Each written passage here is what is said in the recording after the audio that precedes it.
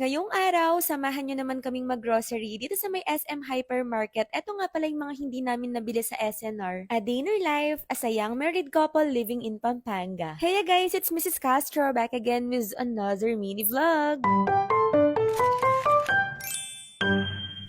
For today's vlog, pagising ko nga dyan, nagpalabas nga itong si Ponzi, kaya naman ayan, hinaharap ko yung electric fan sa kanya. Siguro hindi pa siya masyadong sanay dun sa kwarto sa loob, kaya naman pag umaga, nilalabas namin siya. Alam ko naman na sa una lang to at konti-konti, masasanay din siya. Pagpasok ko nga dito sa loob ng bahay, nire-ready na nga pala ni Mr. Castro itong upo na lulutuin ko mamaya. Alam ko kung pinapanood nyo talaga kami mula noon, alam nyo na isa to sa mga paborito naming inuulam. Talagang sa isang linggo nga yata, hindi pwedeng hindi kami magluto niyan kasi nga masarap siya. Si Mr. Castro yung magpe-prepare tapos ako naman yung magluluto pero hindi pa siya tapos dyan kaya naman maglilinis muna ako. At every morning talaga routine ko na guys ang mag-vacuum dito, maglinis habang nakikinig ng worship song. Makikita nyo dito sa video akala nyo walang dumi, malinis talaga yung tiles pero sa personal meron talaga. Nalobat nga yung vacuum map kaya pinalitan ko muna yung vacuum na gamit ko ngayon, yung may ilaw naman na green. Dito nga mas nakikita ko na talaga yung mga balahibo ng pusa na ko sobrang dami. Kaya nga every morning at araw-araw talaga hindi pwedeng hindi kami mag-vacuum. Nilinis ko na nga din pala itong kwarto na pinag-stayan ni Ponzi kanina kasi babalik pa siya dyan mamaya. Fast forward, eto na nga ready na lahat ng mga sangkap na kakailanganin ko kaya nag-start na akong magluto. Etong upo guys, kinukulayan ko lang yan ng atswete tapos ginigisa ko lang sa bawang sibuyas tapos nilalagyan ko ng manok. Kayo ba, paano nyo niluluto yung upo ninyo? May alam pa ba kayong ibang luto nito? Yung masarap pa? Alam nyo naman yung mga sinasuggest nyo sa akin, sinusulat ko talaga yan. O diba, pagkatapos magluto, hindi pwedeng mawala yung laro, Diyos ko, para mga bata. Nagtimpla lang kami ng Miracle Barley Juice dyan bago kami mag-lunch. Tapos, ayan, ready to eat na, kain po tayo. Pagtapos nga namin kumain dyan, pinaliguan namin si Kali. O diba, fresh na yan. At bakit kaya kapag katapos maligo ng mga